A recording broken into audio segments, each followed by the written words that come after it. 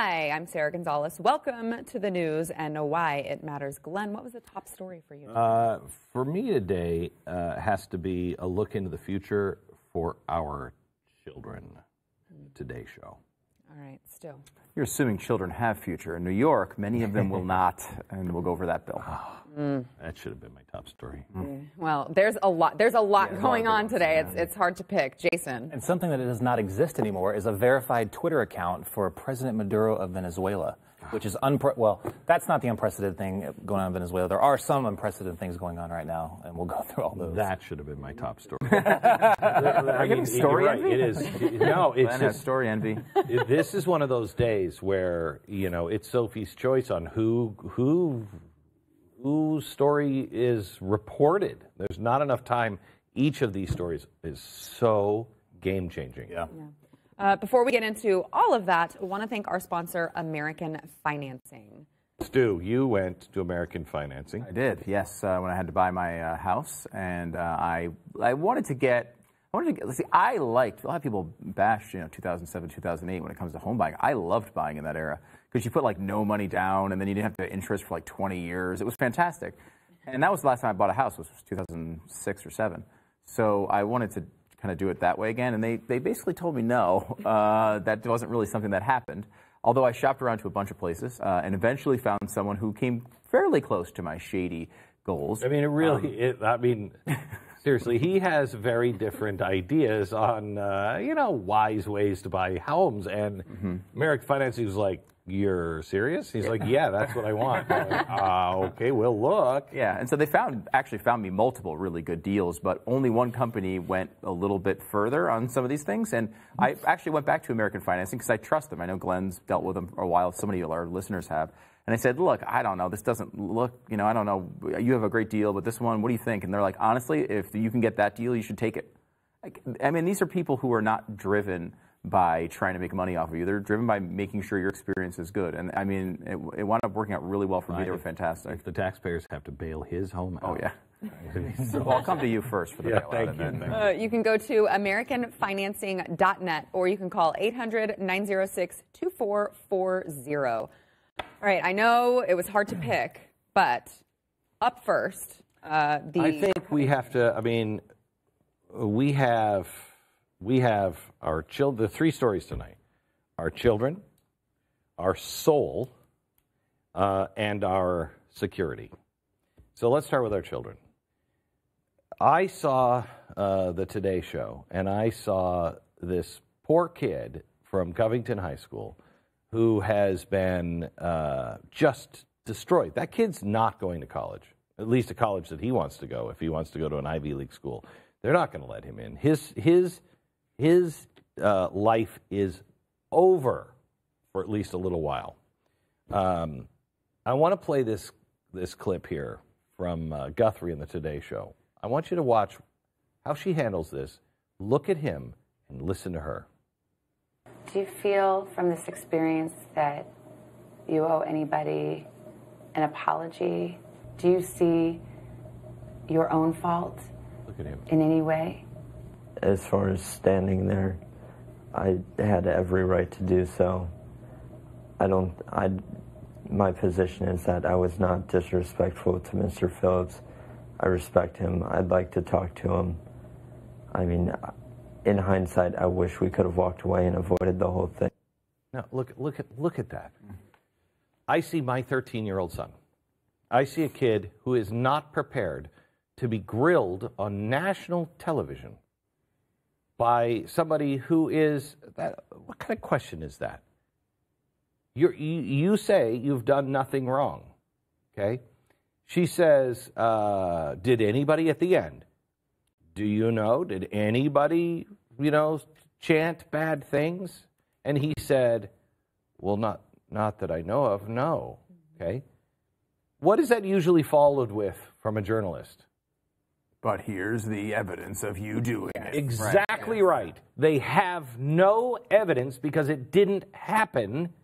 And so she asked that question just to put a little bit of doubt in the viewer's mind who hasn't gone through all the video that we have and that they had. If they had it, she would have said, you know, you said that your group didn't do anything, but watch this video. That's what she would have done. She didn't have anything. They are still taking these kids apart. And I would just like to emphasize, kids. You remember when we were talking about the Kavanaugh hearings, and we said, what is it going to be like for our boys? Yeah. Well, it's here. I mean, I expected it maybe in 5 years. Here it is. What, 2 months later? That's it. Yeah, David French had a good observation. That the Kavanaugh thing said to many women in America, gosh, that could be my husband. And this is saying, gosh, that could be my wife or my son. I mean, that is like, you know, it really is bringing it home. And I don't, these moves by the left and these radical shifts in the way that they're not even attempting to come close to searching for the truth anymore. I do think there is a certain percentage of the population that is engaged enough to see that for what it is and really get disgusted by it. I think it happened in the Kavanaugh thing. I think it's happening here. People are looking at this and saying, this is not the way I want to live. This is not the country I want to be a part of. But, I mean, we can't depend on the American people to be able to sit back and watch 2 hours of video from 7 different views. I mean, it's their whole life to get to the bottom of one story. And I feel like we're at that point that eventually these stories there's going to be so many of them that there's not going to be a chance for people to get their justice. It's pretty amazing that you would expect a media organization to go through over 2 hours of video. Yeah. And it completely baffles me that I think the only organization that did was the Blaze TV. I mean, and it's amazing that this should have been what everybody was doing right now. There's a lot of things that I don't think the media has even attempted to do, but which we have actually started, because we kind of feel like if no one's going to take up this mantle, then who is? We've actually filed a Freedom of Information Act request to find out the status of Nathan Phillips' military record, because I have seen a lot of people debating about it, but I've seen no one actually talk about it. So we have actually done that to actually find the facts. I'm not going to speculate about it. We've actually put it in to actually find out. But no one else will do this. And what's amazing to me is that they actually trusted. I don't know who told them to go on this show. But if I'm their parent, I'm like, don't go anywhere near that. At least, like, the media already screwed you royally. So why would you throw them back in the lion's den and let them do that again? This question was designed for that, really. Because if they say, do you feel like you owe anybody an apology? If he says yes, then instantly the headlines blast all over the place. Oh, he admits guilt. If he says no, instantly the headline is, he doesn't express any kind of sympathy whatsoever. Well, either way, he is at fault. Yeah, and they already kind of did that. I did see NBC News, when they tweeted out a video of that entire interview, they used the quote from him, "I wish we would have walked away." Now, 3 other times he said, "I wish we could have walked away. Yes, I wish we could have walked away." She kept repeating the same question, that he had to give her the same answer. But overall, his point was, I don't really feel like I did anything wrong here. And they took the one time that they kept pressing him, that he happened to say, "I wish we would have walked away." They do it. And that was their headline. There is nobody more dishonest than, I believe, than the people at NBC News. I mean, I've dealt with them and had some really bad experiences. They don't care. And unless you know what you're doing, that is not a place for a 15 or 16 or 17-year-old kid.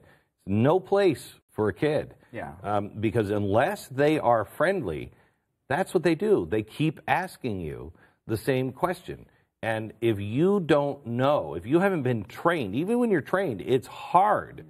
You give exactly the same answer, because when they ask it a second time, they're looking for slightly different wording, which gives them an opening. That's what they did. Yeah. And he wouldn't know that. Yeah, and I do want to be careful, though, Jason. I know you said, if you were his parent, you would not let him do that.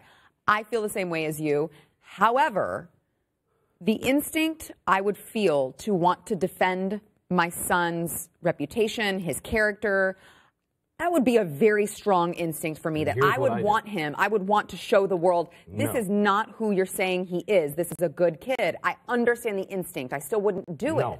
No. Here's what you do. You change the dynamics like Kavanaugh did and like Lindsey Graham did. Yeah. You're going to do an interview with my son? Good. I'm his dad. I'm going to be there. Yeah. And, did you do anything wrong? No. We think we had the right. Well, you don't think there's anything to apologize? Excuse me. I am sick and tired of you. Look at him. He's a young kid. That's how that has to be handled. No, you cannot put these. I don't feel comfortable putting regular people in front of anyone in the news media. They are vicious bloodsuckers when they choose to be. Yeah. They are vicious. And, you know, we as a society, just because we see cameras put on people all the time and we see people on social media answering and going through the deepest details of their lives, need to remember, and I think you're right, Sarah, like that. I think as a parent, you'd feel that. You'd feel the need to defend, and you'd feel the need to want to get on camera and be like, you know what? No, the right answer is just ignore them. Yeah. You have nothing to answer for here. There's nothing to answer for. Today. Their written statement was excellent. Yeah. They laid it out perfectly, and then you stay away and get away from those cameras. I understand the parent, and I'm not criticizing them. If you're in that spot, you got to make your own decision. But I would never let my kid anywhere near, maybe as a parent, what I would consider myself maybe going there if I felt like I needed to. But you know what? They have nothing to answer for here. We act as if they have some responsibility to come tell us their side of the story. They don't. They don't even have to come out. I mean, we would take them, and we're a very friendly show on this issue. We've watched the tape. We know they're innocent. But beyond, I don't even think I would do that with my son. I don't want them anywhere near I don't, cameras. You know, because we've offered to give them a friendly space, and I don't want that. I don't want that. I take the parents. Because I think moms will be very, very effective talking about their sons. Mm-hmm. Here's my son who struggles, who just like your son, just like your daughter, is struggling with all the teenage stuff. And are they great all the time? No. Are they bad all the time? No. And this, I was proud of my kids. They stood up and they did X, Y, and Z. And under this, when adults were acting like this, they didn't respond. I think that's exemplary. Yeah, and I will say too, the gall of NBC to interview him and become very, I mean, that was pretty intense questioning, and then say, we're joined by Nathan Phillips tomorrow. We'll get his side of the story. I mean, this guy very clearly, there's video evidence showing that he is a liar. And the fact that they would give him a platform, I will be very interested to see, because I don't think they will. That's what's so amazing about this. I don't think there's ever been another scandal that is so documented in the opposite direction that proves everything wrong of what happened. The narrative that they said, there's so much video that says, no, this is false. Now imagine going forward. You know, like now it doesn't matter what you like. David Brock, people like Media Matters, they would take like words out of context, stuff on radio or whatever. They take that out of context, make it sound really bad. Now we've got video. It doesn't matter what you saw. They still spun it in their direction. Now wait till they can doctor that video, make it look something else. Now imagine how this is like kind of like a proving ground for how bad it's going to get in the future. I mean, if you look at this. And you just try to, and I hate this argument because we know we're never going to get consistency. But how many times has somebody like me or Mark Levin or Eric Bolling or anybody else, anyone, been in the national media and wanting to make a point, and they always say, don't give those people a platform. Yeah. How dare you give those people a platform? And Nathan Phillips gets a platform? Really? Hopefully I question him tough. I'd love to see it. I don't think they will, because the questioning that she gave to the boy made it very clear that she thought that he was in the wrong. Yep. So there's no give there. Nope. You can't then go back the next day and say, well, you were in the wrong. She's already nailed him as the aggressor. So anyway, we've got much more to come, but we're going to take a quick break. Stay with us. I hope they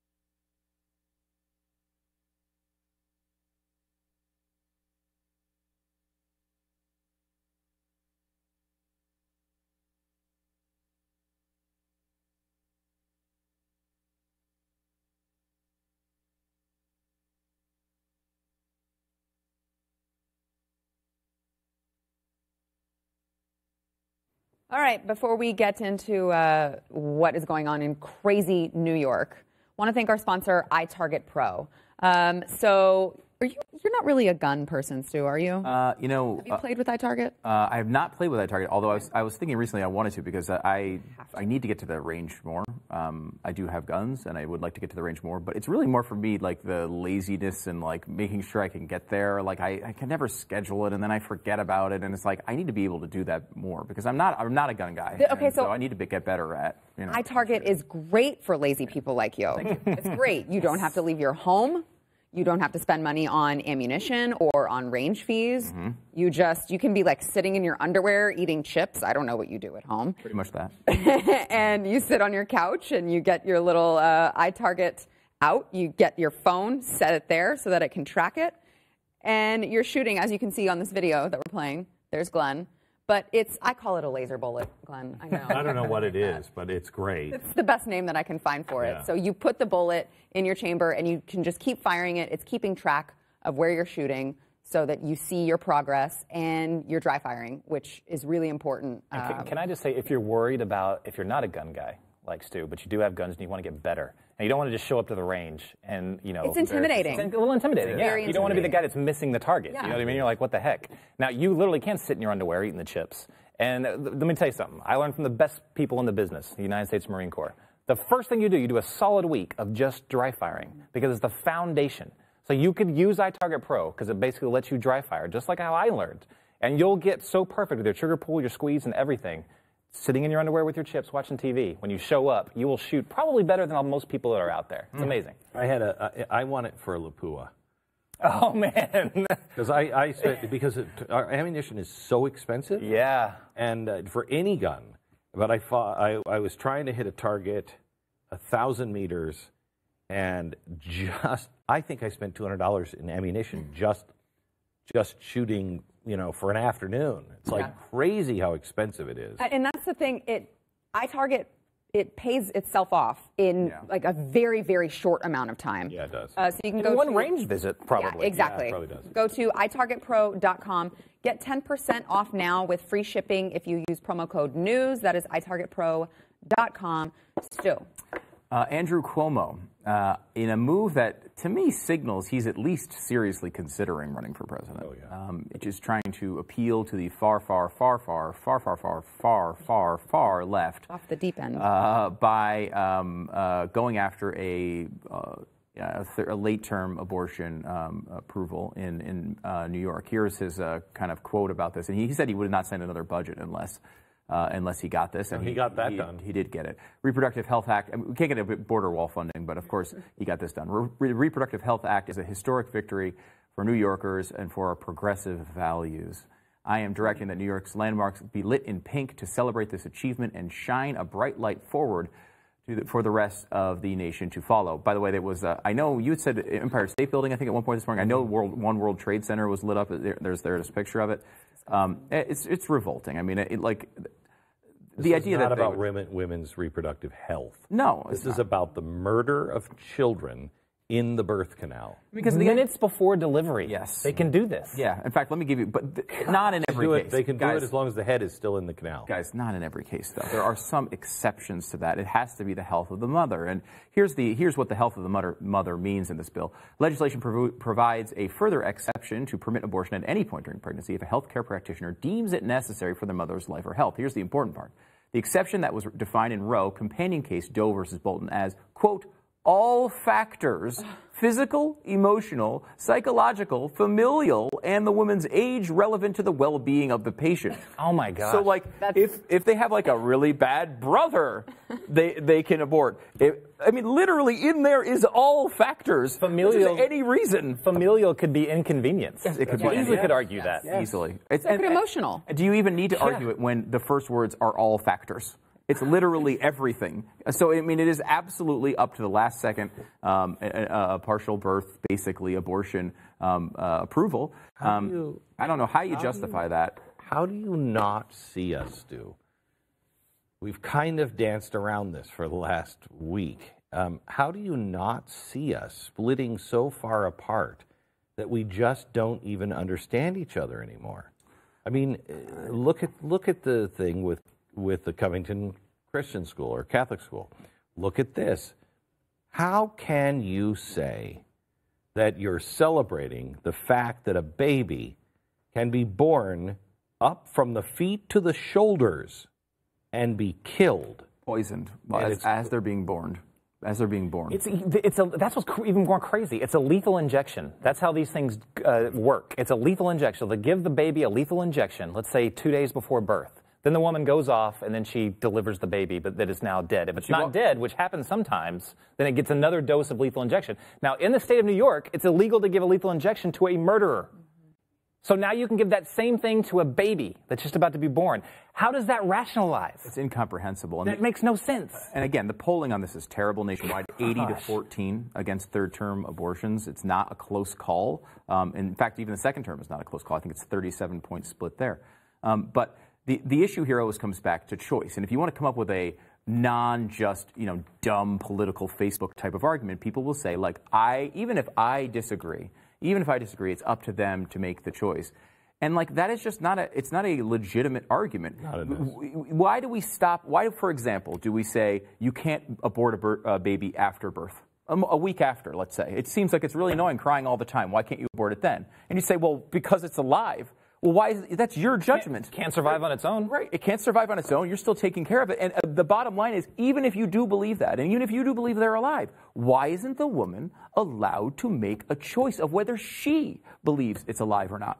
Why not? It has nothing to do with choice. It has to do with whether this is a living thing or not. And we all really, in our brains, know that it is. We can fake it because we don't want to have uncomfortable conversations. We can fake it because we want to keep our options open in case we screw something up. But the bottom line is we all know what this is. We all know what's going on here. And the fact that we continue to deny it does not get us any clearance from the results of our decisions. I have to tell you, there's a story that we're going to try to squeeze in on radio tomorrow about the effects of euthanasia.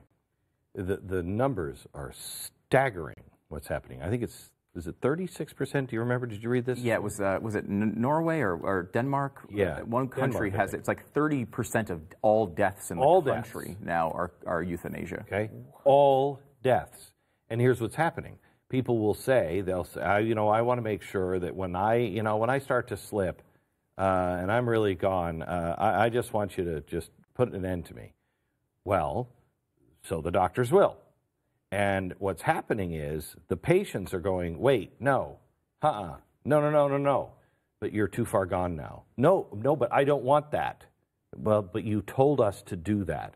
So they're killing people who literally are having to be restrained because they said in their order, when I get to this point, but once they get to that point, they're saying, you know what, I'm okay. Yeah. It's not what I thought it was. I'm okay. No, don't kill me. That's what's happening. 30%. Once you start opening the door, life means nothing. 30% of all deaths. That's incredible. And then one quick note before we go.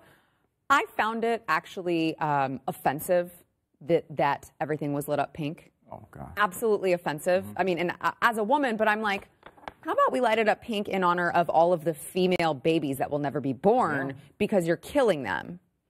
Can I give you one thing about pink? Sure, it's actually the male color. Oh, the male color. It's the Windsors that actually changed that. It is, I believe it is Elizabeth's father who changed it. It used to be blue was the color for girls. It was soft and gentle. And pink was daring. So the baby boy was pink. Baby girl was blue. But the Windsors decided, no, we're going to change that. And so when they started having boys, they gave them blue and girls to pink. It was a fashion thing. It's the only reason why it's pink and blue. Kind of agree with that, the though. things you'll learn here at Play TV when you watch. Back in a minute. I do too. Incredible amount. Thank God for the But it's fascinating. It is.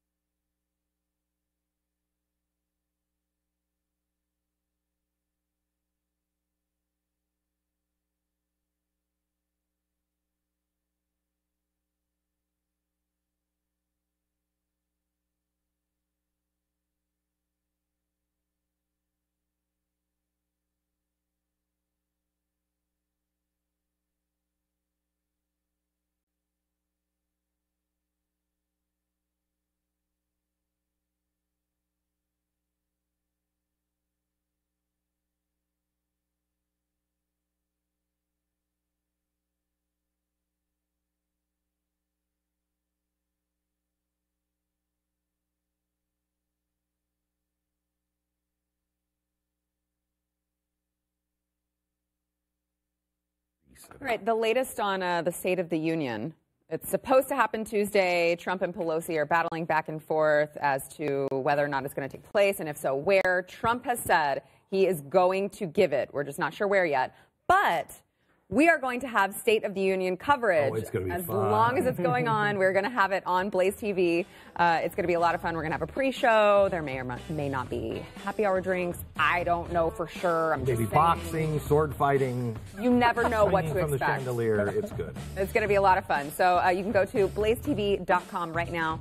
Get $10 off of your annual subscription by using promo code NEWS if you have not done so already. And we are heading into overtime. Join us.